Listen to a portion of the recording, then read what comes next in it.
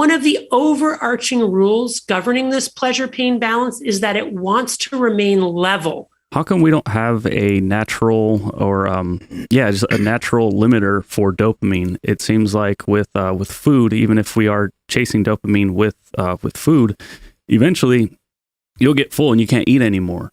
But with dopamine, it just appears that no matter what, we're always seeking more. Why is that? In order to understand that, you have to understand the neuroscience of how pleasure and pain are processed in the brain.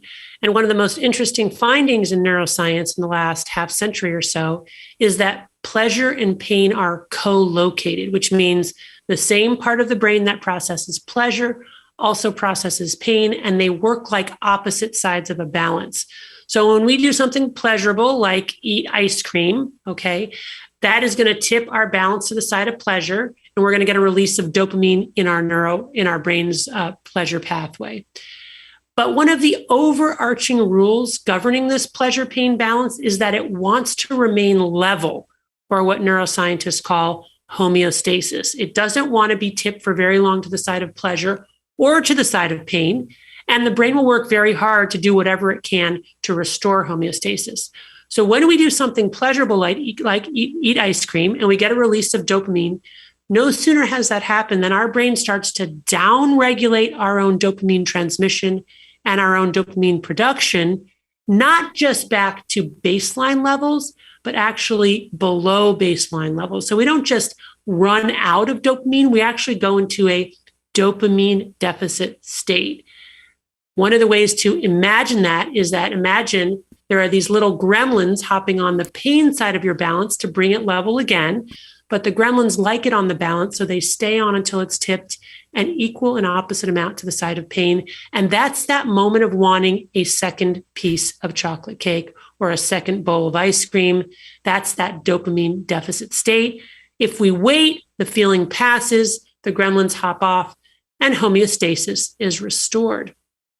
But if we don't wait, if we have another bowl of ice cream, because in that state, when we've got those gremlins on the pain side of the balance, that's what we have is craving for another bowl.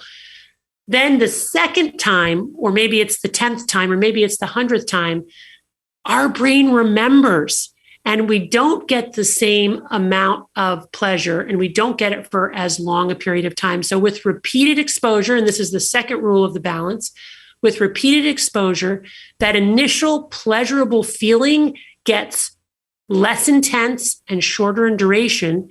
But, and here's really the clincher, that after effect or that come down, that craving, that dopamine deficit state gets longer and gets stronger.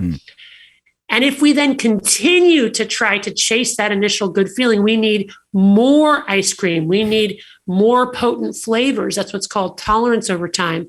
And if we continue to try to overcome tolerance, we end up with so many gremlins on the pain side of the balance that we're essentially in a dopamine deficit state. And once we get there, we are in the land of addiction. Because when we're in that place, now we need our chocolate ice cream, not to feel good and give ourselves pleasure, but just to restore homeostasis and feel normal.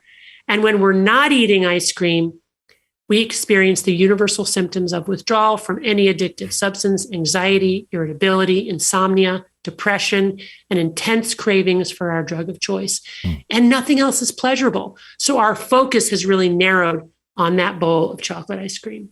Kind of damned if you do, damned if you don't type stuff. Do you think that this is maybe like what's meant by sometimes hearing people say that life is suffering? Because it seems like you're kind of screwed either way, whether you go and pursue the thing. I mean, obviously we need food, we need the nutrients, but I'm a believer of you'll never have enough of what you don't need. But you, for some reason, you're sold on the fact that you really need these things. Yeah.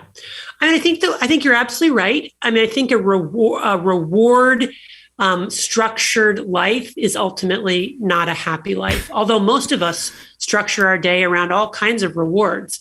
We've all heard that to get optimal sleep, you should cool your room down to 68 to 69 degrees.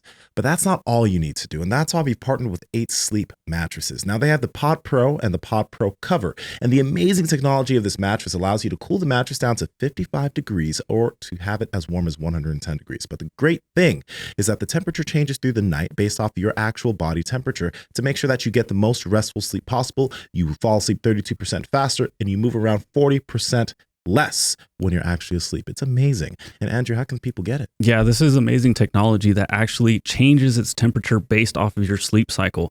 There's no other technology like it anywhere else.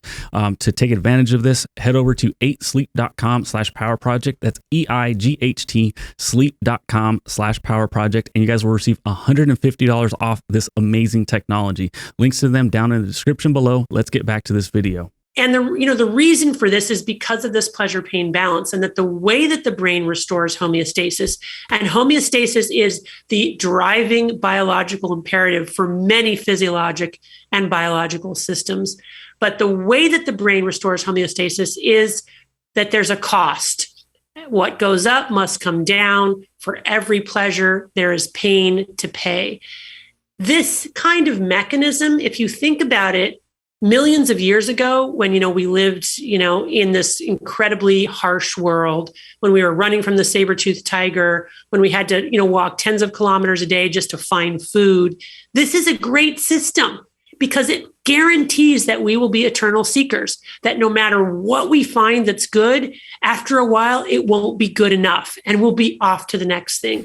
And when we're not searching, we're in pain, right? Because our brains want the next good thing. But it's a really crap system in today's modern ecosystem when we have all of this overwhelming abundance. Hey, before you go, you got this far. That means that you've enjoyed the heat that we're continuing to bring you. So listen, like the video, comment something down below. We'll reply back and subscribe to the channel because we continue to bring you the heat. Seriously, do it. Love you. Bye.